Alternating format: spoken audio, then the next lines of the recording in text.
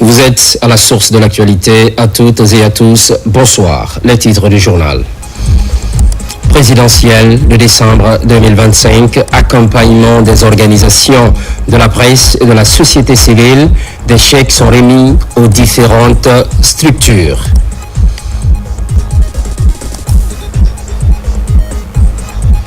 Inauguration du centre de santé de Timbi Madina, préfecture de Pita. L'infrastructure va sans doute renforcer les offres de soins dans cette sous-préfecture. Remise officielle des médailles aux athlètes de la Fédération guinéenne de patinage à roulettes, une compétition récemment organisée au Sénégal. C'est tout pour les titres. Bienvenue. Suivi des actions gouvernementales en matière d'infrastructure, le Premier ministre se rend sur plusieurs sites d'ouvrage de franchissement et c'est pour s'assurer de l'état des réalisations. Ousmane Bangoura. Ce samedi, le Premier ministre Amadou Ouriba a parcouru plusieurs quartiers de la capitale, de Kassonya à Kakimbo, en passant par le kilomètre 36 et Kissoso. Sur chaque site, le chef du gouvernement est venu constater l'état des ouvrages de franchissement réalisés et échanger avec les populations riveraines.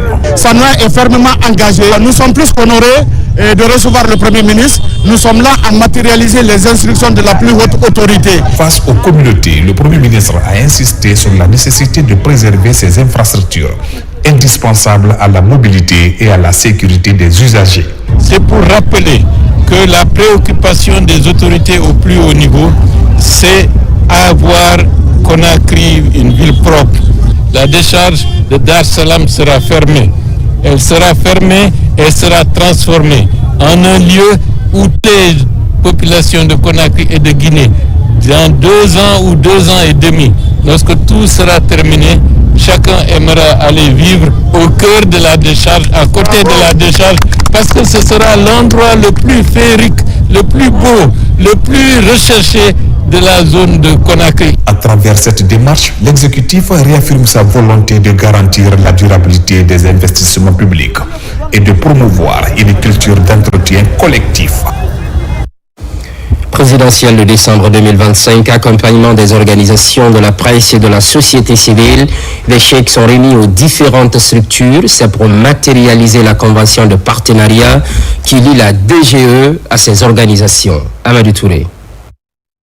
Tout comme au scrutin référendaire du 21 septembre dernier, la Direction générale des élections a renouvelé son partenariat avec les associations professionnelles de presse et les organisations de la société civile, les unes pour une large communication citoyenne sur le processus et les autres dans le cadre de la mobilisation et l'adhésion massive des populations au processus en cours. Cette convention sur 3 mois et aujourd'hui l'accompagnement financier que Madame la directrice de la DGE a bien voulu mettre à la disposition des associations de presse. Ils étaient là pour la remise des chèques concernant cette convention. Ils sont déjà rassurés de l'engagement de la presse privée. Donc je dirais tout simplement ils doivent aussi être rassurés cette fois-ci encore que le travail se fera dans de meilleures conditions et tout en respectant les règles de l'art. Parallèlement, au niveau central, le gouvernement a mis à la disposition du ministère de l'administration du territoire et de la décentralisation 14 véhicules tout-terrain pour faciliter le travail de supervision de ces cadres.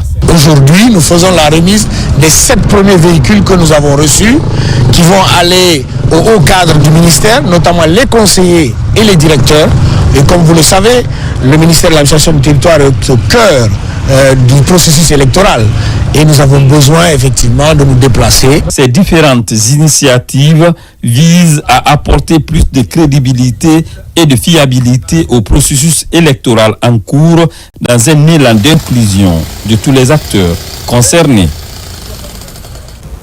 Concertation au ministère de la Jeunesse. Autour de la table, les cadres du département ainsi que les partenaires techniques et financiers. Il est question d'établir une feuille de route pour mieux coordonner les actions au profit de la jeunesse. Diarra Diallo. À ce jour, le ministère de la Jeunesse est engagé dans une dynamique de coordination des interventions, des projets en faveur des jeunes et du renforcement de leur participation pour le développement du pays. C'est dans cette optique que se tient cette deuxième réunion du cadre national de concertation pour la promotion de la jeunesse. Cette stratégie de coordination des actions vise à harmoniser les politiques d'insertion, à partager les bonnes pratiques et à assurer un meilleur suivi des projets destinés aux jeunes. En tant qu'acteur de la conception, parce qu'on a participé à l'élaboration de l'ensemble de ces outils. Aujourd'hui, nous sommes au cœur de cette stratégie de mobilisation des ressources et de mobilisation des partenaires et nous espérons être au cœur de la mise en œuvre pour que nous puissions vraiment être non seulement acteurs mais en même temps bénéficiaires de tous ces projets et programmes au bénéfice de la jeunesse. La rencontre a permis aux acteurs de passer en revue le suivi des recommandations issues de la première réunion du cadre de concertation qui s'est tenue le 10 février 2025. Il a été aussi question de partager les perspectives et les actions à mener en 2026.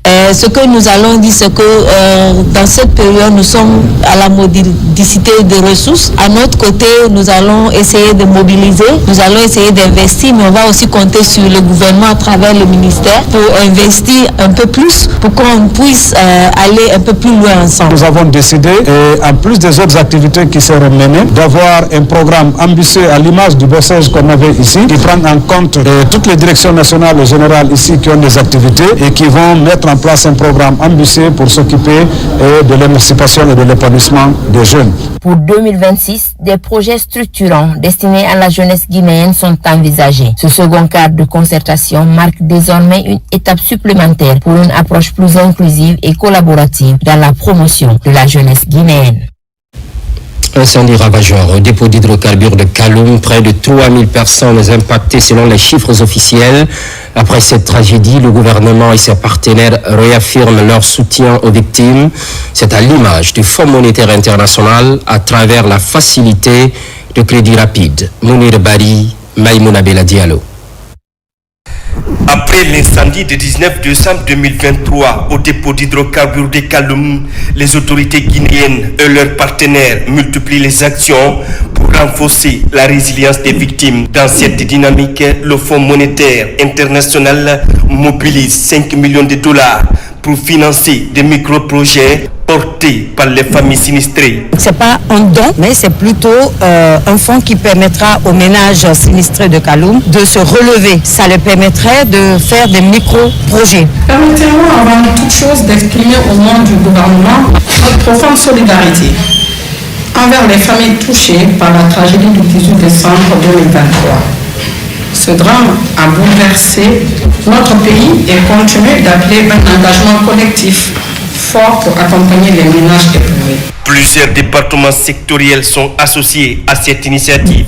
Le protocole d'accord relatif à l'utilisation des ressources de la facilité de crédit rapide est désormais signé. L'objectif du fonds de la facilité de crédit rapide, qui est une facilité conçue pour apporter un soutien immédiat en situation de choc, est d'accompagner les autorités dans l'implémentation d'activités savamment sélectionnées pour atténuer l'impact de l'incendie du dépôt principal des hydrocarbures de Kaloum.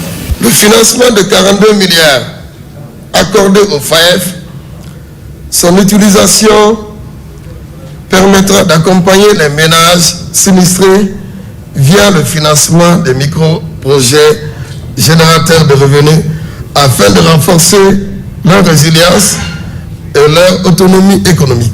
L'incendie du principal dépôt d'hydrocarbures affecte plus de 3000 personnes. Depuis, divers mécanismes de soutien sont mis en place pour améliorer les conditions de vie des victimes. Modernisation de l'administration publique. Fini la formation de la deuxième cohorte du certificat de compétences administratives. Une promotion 2025 placée sous le signe de la performance. Mamadi Terna Kamisoko. C'est avec solennité que l'INFP a procédé à la clôture de la formation de la deuxième cohorte de la promotion 2025 du certificat de compétences administratives. Une formation de 4 mois qui vise à renforcer les capacités des agents publics et à insuffler une nouvelle culture de performance au sein de l'État. Chers récipiendaires, depuis plusieurs mois, vous avez fait preuve d'engagement, d'assiduité et de professionnalisme. Vous avez su tirer profit de cette formation pour acquérir des compétences essentielles à une gestion publique moderne, éthique et orientée vers les résultats. La cérémonie qui nous réunit aujourd'hui ne se résume pas à une simple remise de certificat. Elle marque l'aboutissement d'un parcours exigeant, le couronnement d'efforts soutenus et le symbole d'un engagement collectif au service de la compétence, de l'éthique et de la performance administrative. Cette deuxième cohorte porte désormais le nom de Aboubakar Kourouma, secrétaire général du ministère du Travail et de la fonction publique, en hommage à son leadership et à son engagement en faveur de la professionnalisation des services publics. Chers membres, chers auditeurs, chers certifiés de cette deuxième promotion, vous avez, comme la présidente l'a dit, embrassé des savoirs, aiguisé des compétences, mais surtout surmonter des défis. Unis par la cohésion et animés par la détermination, les membres de cette nouvelle cohorte affirment leur volonté de devenir des acteurs du changement administratif tout en s'engageant à servir l'État avec intégrité et efficacité. Par ailleurs, soins de santé primaire. Un premier groupe s'approprie la thématique. Ce sont 200 agents de santé majoritairement issus des zones rurales. Adia Toubari. Durant 2 mois, ces agents ont suivi une formation intensive combinant cours théoriques, sessions pratiques et mise en situation réelle. L'initiative vise à améliorer leurs compétences en diagnostic, prise en charge de base, prévention, référence des cas compliqués et promotion de la santé communautaire. Une formation dense orientée vers les réalités communautaires de leur localité. Face à l'épidémie des mpox qui touche notre pays, le renforcement des compétences en soins de santé primaire devient encore plus urgent. C'est dans ce contexte que le ministère de la Santé et de l'Hygiène publique a initié cette formation visant à renforcer les services dans les centres et postes de santé des régions de Bouké, Mamou, Labé, Kankan, Farana et Zérekori. Nous repartons chacun dans nos structures respectives avec des compétences renforcées et la détermination de mettre en pratique l'ensemble des connaissances acquises pour améliorer la qualité des services offerts à nos populations. L'Institut de perfectionnement du personnel de santé a accueilli cette première vague d'apprenants en santé primaire. Pour les autorités, le renforcement de capacités est une opportunité unique, surtout dans les localités où les besoins sanitaires restent immenses. Vous avez acquis des compétences théoriques solides et des savoir-faire pratiques essentiels grâce à l'appui d'encadreurs talentueux et expérimentés. Ces acquis sont un levier puissant pour améliorer la qualité des services et faire progresser durablement nos indicateurs de santé. Avec cette première promotion prête à rejoindre les communautés, la Guinée, à travers l'Institut de perfectionnement du personnel de santé, fait un pas de plus vers un système de santé primaire plus fort, plus accessible et plus résilient. On enchaîne avec l'inauguration du centre de santé de Timbi Madina, préfecture de Pita. L'infrastructure vient renforcer les offres de soins dans cette sous-préfecture. La mise en service est assurée par le ministre de la Santé, Kama Maroufba. En périphérie de la commune rurale de Timbi Madina, le centre de santé amélioré de la localité. Cette structure sanitaire vient renforcer l'offre de soins aux 70 000 habitants de cette sous-préfecture. Aujourd'hui opérationnelle, la structure comprend un bloc opératoire, des salles d'accouchement, un laboratoire équipé, une pharmacie, une maternité, une salle pour l'imagerie médicale, des salles d'hospitalisation et un logement. L'inauguration de ce centre de santé amélioré de Timbi Madina, qui nous réunit ici, est un rêve de longue date qui se réalise. Nous avons une profonde reconnaissance envers le gouvernement guinéen sous le leadership éclairé de son Excellence Mamadi Doumbouya. Cette infrastructure est une référence pour le rayonnement de la santé publique de par sa valeur cardinale, socle de la vie. Je vous invite à prendre toutes les dispositions utiles pour entretenir ces bijoux. Réalisé dans les normes sanitaires, le centre de santé amélioré de Timbi Madina est financé par la Banque islamique de développement. L'idée vise à rapprocher les offres de soins en zone rurale. Cette réalisation s'inscrit pleinement dans la vision du président de la République, son Excellence M. Mamadi Doumbouya. Tient à la santé de chaque Guinéenne et de chaque Guinéen, où qu'il se trouve. Aujourd'hui, avec ce centre de santé, les nouveau-nés, les enfants seront vaccinés ici. Les femmes pourront accoucher ici. Des consultations pourront se faire également ici, à vos côtés. Dans cette même dynamique de rapprocher les structures sanitaires des populations, le ministre de la Santé et de l'Hygiène publique a procédé à la mise à disposition de ce centre de santé à la commune urbaine de Pita, situé au quartier Guémet. Santé communautaire, sensibilisation et formation. Un vaste programme qui se déroule à Conakry. 20 femmes sont concernées et une manière d'améliorer les comportements liés à la santé reproductive. Nabi Kamara. Former, sensibiliser et améliorer durablement les comportements liés à la santé reproductive, maternelle, néonatale, infantile et nutritionnelle. C'est l'objectif d'un vaste programme de formation de santé communautaire qui vient d'être lancé à Conakry et dans la région des Élécourés. C'est le Centre guinéen de formation et d'éducation pour le développement qui le pilote. Le projet en général vise à former les femmes et les filles, les jeunes, les adolescents, afin d'adopter des comportements favorables à la SRMANIANUT, c'est-à-dire la santé reproductive, néonatale, infantile et de la nutrition des enfants en République de Guinée. Nous attendons de ces membres de ces OCB d'aller vraiment démultiplier cette formation dans leur organisation de base, mais aussi au-delà de ça, sensibiliser les communautés aux bonnes pratiques. Sur le financement de l'ONU-FEM, le programme intervient dans les 13 communes de la capitale et la commune urbaine des Élécourés. Ici, à Conakry, une vingtaine de femmes ont bénéficié de cette formation. On a eu à échanger avec les filles, les femmes, parce qu'il faut savoir qu'il y a eu de différentes générations qui étaient réunies ici. On a partagé beaucoup d'expériences qu'on savait et on ne savait pas avant. Ensemble, on va essayer de s'organiser, de faire même si c'est une causerie entre les mamans pour pouvoir faire passer le message. Ce programme prévoit la formation de 100 à 500 jeunes et 1000 à 2000 femmes afin de renforcer leurs connaissances et leur capacité à adopter les comportements favorables à la santé familiale et communautaire. A signalé que le 28 novembre dernier, la représentante de l'ONU-FEM, Dr Djenaba Dao, en mission de travail en Guinée, a rencontré les organisations communautaires de base impliquées dans ce programme.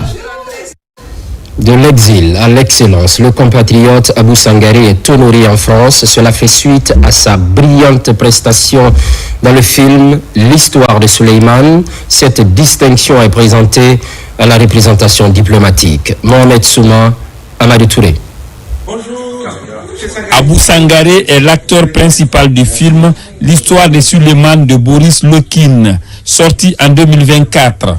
Le film, inspiré en partie de son propre histoire, raconte l'histoire d'un jeune Guinéen sans papier qui travaille comme livreur à vélo à Paris et se bat pour obtenir le statut de réfugié. La performance d'Abou Sangaré lui a valu le prix d'interprétation masculine dans la catégorie Un certain regard au Festival de Cannes en 2024 et le César de la révélation masculine en 2025. Des distinctions qu'il est venu présenter à son pays à travers l'ambassadeur de la Guinée en France. Je suis très content que ce film aille loin, que tout le monde le voie, puisque c'est important dans notre monde aujourd'hui.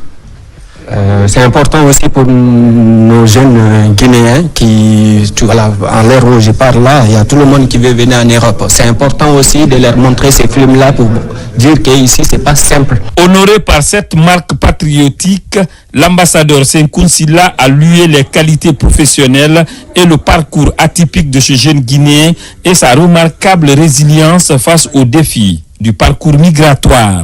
À l'ambassade de Guinée à Paris et de nous présenter son prix d'interprétation du meilleur acteur européen, mais aussi le César qu'il a obtenu et qui honore non seulement ses œuvres, mais qui honore aussi la République de Guinée. En venant ici à la représentation diplomatique de son pays à l'Hexagone, le jeune lauréat Abou Sangaré s'est fait accompagner par sa directrice de casting ainsi que du réalisateur du film à succès, L'histoire de Souleymane.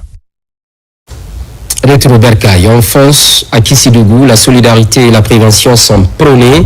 À l'hôpital préfectoral, des enveloppes symboliques sont offertes aux mères de famille.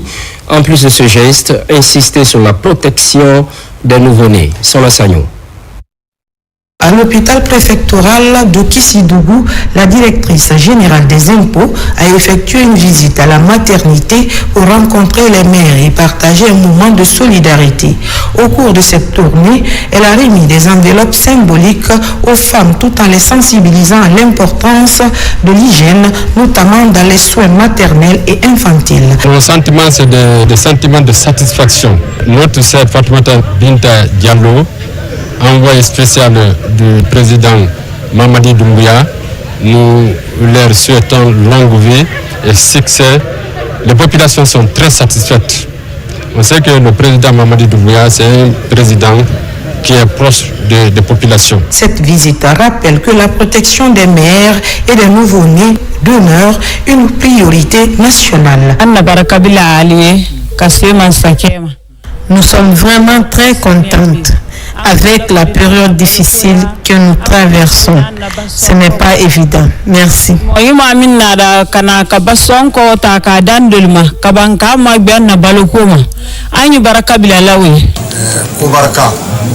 Ce geste arrive à un moment précieux. Ces femmes vivent des moments difficiles. Du fond du cœur, nous vous remercions. Un moment de proximité, d'écoute et d'engagement qui illustre la volonté des institutions publiques de rester au plus près des populations.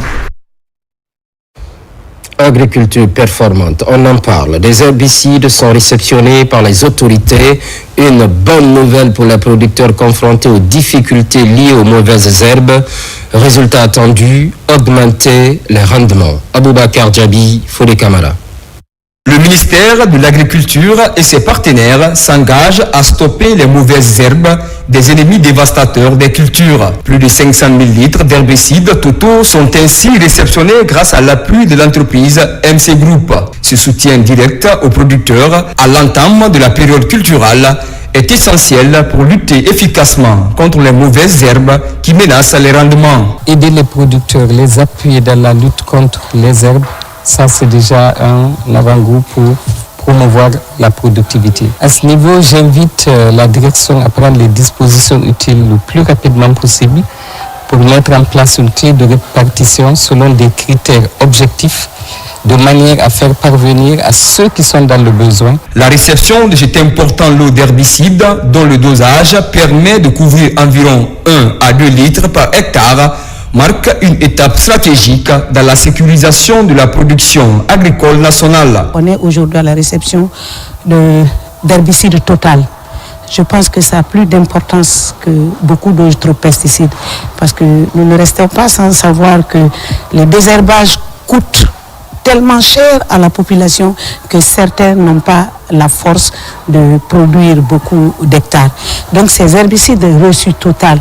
Et je me réjouis pour dire que c'est venu à temps et ça sera mis à disposition pour que les agriculteurs puissent faire des herbages à temps pour être dans le calendrier agricole. La distribution de ces herbicides totaux sera assortie de sessions de sensibilisation à l'intention des utilisateurs afin de garantir leur application selon les normes rigoureuses de sécurité et de protection de l'environnement.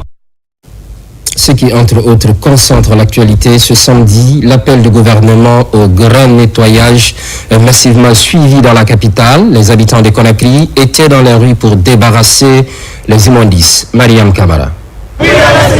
Ce samedi 6 décembre, les rues de Conakry ont changé de visage. En réponse à l'appel des autorités, des citoyens de toutes les communes se sont réunis pour un grand nettoyage collectif. Une mobilisation inédite planifiée par le ministère de l'Hydraulique et des Hydrocarbures en charge de l'assainissement. Depuis le lancement de cette campagne ce matin, il y a une forte mobilisation. Au-delà du nettoyage, c'est aussi la conscientisation. Il faut que les populations comprennent que si aujourd'hui il y a beaucoup de sujets qui ne sont pas pris en compte par l'État, c'est parce que des montants colossaux sont investis dans le cadre de l'assainissement. L'objectif est que ça soit, disons, une habitude ancrée qui permet d'assainir nos maisons, aussi nos rues. L'objectif est clair, éliminer les principaux points noirs qui tachent la capitale. Partout, l'élan de solidarité a été palpable. Une journée pour balayer les déchets, mais aussi pour balayer les mauvaises habitudes. Nous avons répondu à l'appel tout d'abord parce que ce nettoyage, il nous concerne. Qu'on nous appelle ou pas pour assainir le quartier de Lombaye parce que c'est pour notre bien-être, c'est pour notre santé. Cette activité d'assainissement est une activité citoyenne et dans toutes les communes, il y a une forte mobilisation et cela a permis non seulement de ramasser les ordures, mais aussi c'est une façon de sensibiliser aussi les citoyens par rapport à la problématique de gestion des déchets. Pour le ministère de l'Hydraulique et des Hydrocarbures, la priorité est désormais de capitaliser sur cet élan. Il s'agit non seulement de pérenniser l'action, mais surtout de susciter une prise de conscience durable sur l'importance de la salubrité publique. Cet acte citoyen ne s'est pas limité à Conakry. L'opération Coup de balai est élargie à l'ensemble du territoire national. Au même moment, le ministre de la Défense était dans les rues de Conakry. À ses côtés, le chef d'état-major général des armées. Plusieurs quartiers ont été assainis. Lieutenant Sana Kamara. Pour cette journée citoyenne, l'armée guinéenne est mobilisée autour de son ministre de la Défense nationale, l'ambassadeur Aboakassidi Kamara, accompagné du chef d'état-major général des armées, des chefs d'état-major de l'armée de terre, air et le chef d'état-major adjoint de l'armée de mer, ainsi que les commandants des grandes unités de la capitale, ici au rond-point du grand marché de Matoto. Nous avons reçu les instructions du chef suprême des armées, le président de la République, pour venir nettoyer les rues. L'armée a toujours eu pour devise notre nation, notre raison d'être. Nous nous joignons à la mairie de Matoto, aux collectivités décentralisées pour venir nettoyer nos rues parce que c'est la source de la santé, du bien-être. Il est temps que nous nettoyions nos rues. Des mesures d'assainissement urbain prises par l'État guinéen dans le but de sauvegarder la santé publique en brisant le cycle de transmission des maladies liées à l'insalubrité. Vous remerciez tous au nom du ministre de la Défense nationale. Je voudrais aussi vous remercier au nom du chef d'état-major général des armées, de vous féliciter, vous remercier, vous encourager pour cette activité citoyenne que vous venez de faire. C'est ça la volonté de monsieur le président de la République, que nous participions à nettoyer, à aider la population, à rendre cette ville propre. Comme l'armée, le personnel du ministère du Commerce et les femmes vendeuses du marché des Matoto, dans une ambiance festive, étaient également mobilisés. C'est un appel citoyen que l'armée a lancé. Ils seront là, à côté de la population, mais nous devons faire une gestion responsable de nos déchets. Nous devons changer de comportement. Fidèle à sa vocation, l'armée guinéenne est toujours à l'œuvre pour servir sa nation. Mois de décembre, mois synonyme de déplacement pour lutter contre les accidents de la circulation. La prévention est privilégiée. Une campagne de sensibilisation vient d'être menée sur la route Koya-Kindia. Yaya Silla. Sur cette route, l'ONG Passroute mène une campagne de sécurité routière. Le slogan « Doucement, c'est sûrement ».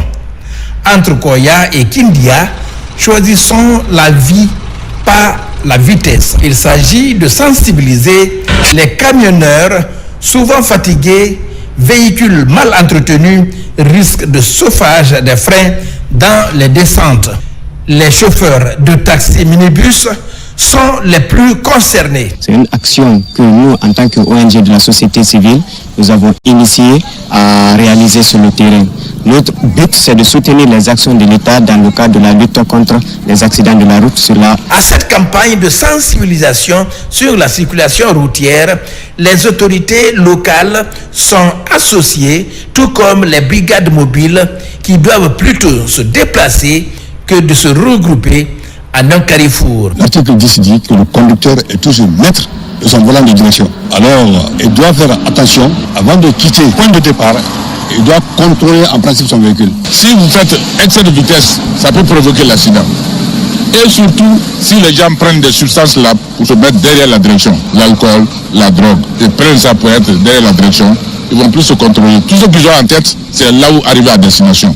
Le mois de décembre doit être mis à profit pour accentuer cette campagne de sensibilisation sur les accidents de la route entre Koya et Kindia. Sécurité routière, toujours 4e édition de la Semaine nationale, une démarche préventive contre les accidents de la circulation. À Mamou, plusieurs activités sont organisées au profit des conducteurs. Mamadou Patebalé. En Guinée, les accidents de circulation se multiplient sur les différents axes routiers du pays. Face à l'ampleur du phénomène, le ministère des Transports, à travers l'Agence guinéenne de la sécurité routière, tente de réduire les cas d'accidents qui continuent d'endeuiller de nombreuses familles, d'où le lancement à Mamou de la 4e édition de la Semaine nationale de la sécurité routière. L'Agence guinéenne de la sécurité routière, dans une démarche inclusive, à travers la Semaine nationale de la sécurité routière, a pour objectif de réduire de manière significative les accidents de la route. Pour cette 4e édition, la Guisère a mobilisé 140 conducteurs d'engins roulants venus des transports en commun, des responsables des syndicats de la région. Ils ont eu 2 jours d'échange pour recevoir toutes les notions liées à la pratique de leur métier. Une personne qui n'est pas formé est très dangereux pour la population. Pour réussir ce programme, le ministère des Transports et la Guisère bénéficient de l'appui du ministère de la Sécurité et de la Protection civile dans le but d'atténuer la fréquence des accidents le long de nos axes routiers. Je voudrais assurer aux participants de l'engagement de l'administration régionale à soutenir les initiatives visant à améliorer la sécurité routière. Nous sommes convaincus que la collaboration entre les différents acteurs est essentielle pour atteindre cet objectif. Aujourd'hui, la lutte contre les accidents de circulation interpelle l'ensemble des acteurs du secteur, conformément à la volonté politique du chef de l'État, Mamadi Doumbouya, pour que la sécurisation des personnes et de leurs biens soit une réalité. Parallèlement, lutte contre les accidents ferroviaires, la sensibilisation touche les élèves de l'école Fidel Castro. C'est en banlieue de Conakry, une manière de les mettre à l'abri des accidents sur la voie ferrée. Moussa Bangoura. L'amicale des jeunes pour la sauvegarde de l'enfance et de l'adolescence multiplie les efforts sur le terrain pour réduire le taux d'accidents ferroviaires dans les quartiers. Ici, à l'école Fidel Castro, à Dar Salam, commune de Bessia, les élèves ont été conscientisés sur les dangers des accidents ferroviaires et le jet des ordures sur les rails de Roussal Sebeka. Nous allons sensibiliser les riverains au long des rails pour éviter les accidents ferroviaires.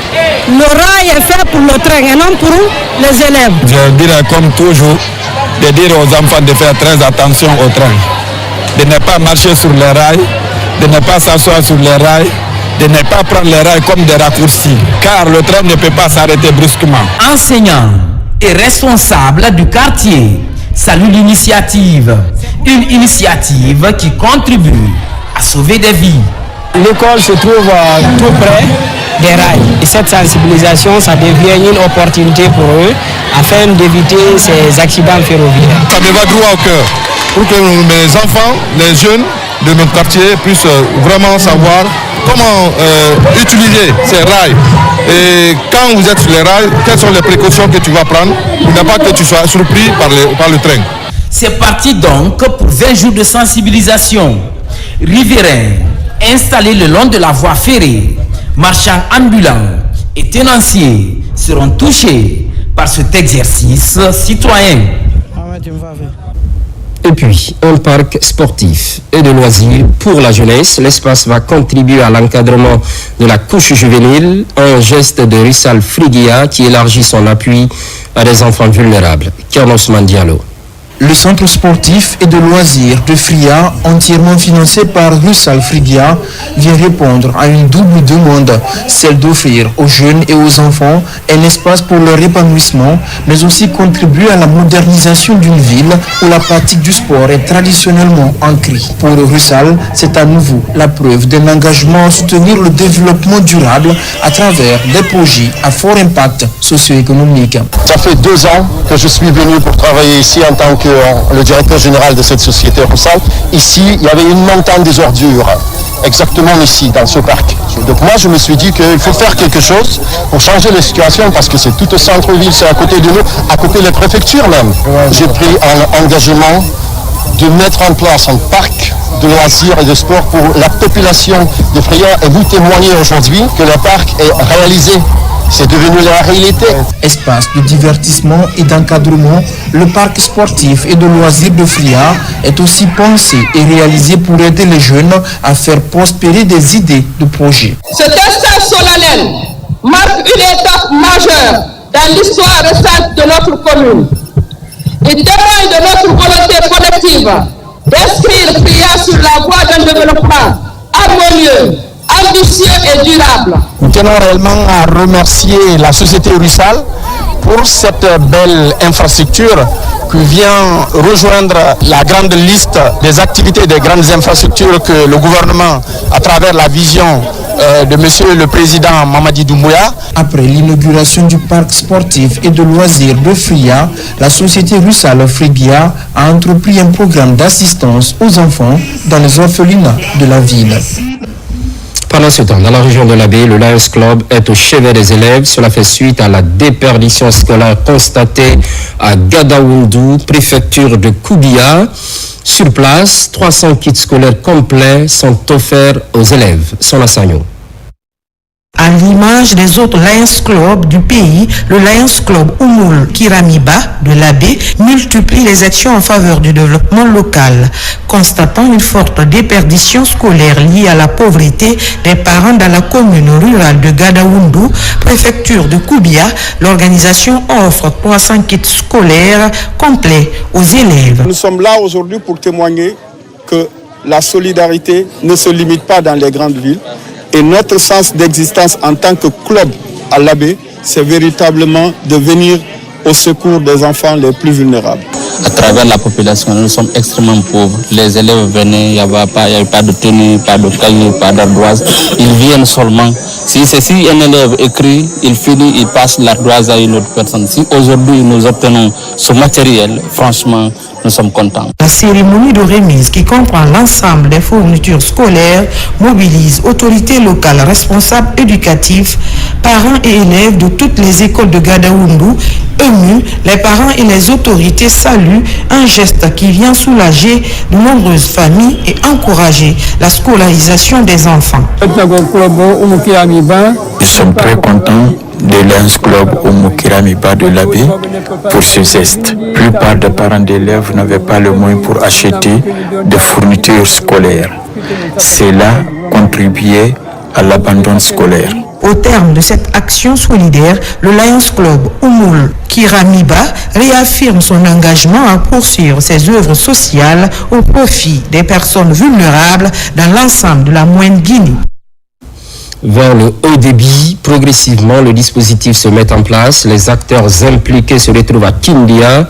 Objectif, établir le bilan annuel ainsi que le budget pour 2026. Nimousse Diakité. La Guinée poursuit sa transition numérique dans le but de développer davantage l'accès au haut débit. Un programme d'intégration régionale porté par le projet de transformation numérique pour l'Afrique Wardip. À Kindia, les acteurs de l'unité de gestion et les bénéficiaires de Wardip Guinée se retrouvent autour du plan de travail qui sera mis en œuvre au cours de l'année 2026. En République de Guinée, nous n'avons qu'un seul câble sous-marin. Nous mettrons en place un système d'adressage numérique. Nous mettrons en place le CERP national, qui est le centre d'alerte en cybersécurité. Nous mettrons aussi en place la plateforme PKI, qui est une plateforme, une infrastructure à clé publique. Et c'est important de rassembler tous les bénéficiaires afin de travailler sur ce PTBA pour 2026. Après avoir établi le bilan technique et financier 2025, les échanges ont aussi porté sur les contraintes, les leçons apprises afin de jeter les bases d'une planification réaliste et efficace pour 2026. On nous a formé comment rédiger les TDR que la banque peut valider sans problème. Et en plus, comment les avis à manifestation d'intérêt doivent être travaillés pour ne pas qu'on ait des difficultés au traitement des dossiers.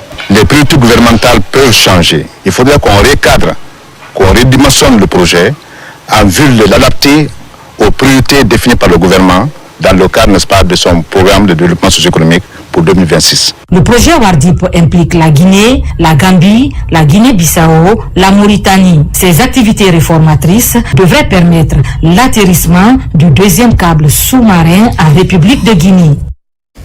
Sensibilisation contre les violences basées sur le genre, c'est dans le cadre des 16 jours d'activisme. Ambition affichée, mettre fin aux violences faites aux filles et femmes. Mohamed Kamara. C'est une campagne mondiale des 16 jours d'activisme contre les violences basées sur le genre qui est lancée à travers cette cérémonie. Gouvernement, partenaires et activistes unissent leurs efforts pour intensifier la lutte contre toute forme de violence auxquelles les femmes sont confrontées. Pour l'édition 2025, le thème intitulé « Tous unis pour mettre fin aux violences numériques faites aux femmes et aux filles » est dédié à la campagne. Aujourd'hui, les jeunes filles ne sont même pas informées que quand elles postent quelque chose sur les réseaux sociaux et qu'une autre personne prenne cette image-là pour republier ou faire autre chose, elles ne savent pas que cela constitue une violence numérique qui est aussi une violence basée sur le genre. Vous pouvez compter sur l'engagement indéfectible du système des Nations Unies pour soutenir le gouvernement guinéen dans ses efforts de prévention et de protection des droits de chaque femme et chaque fille. Nous restons mobilisés pour soutenir et protéger les survivantes.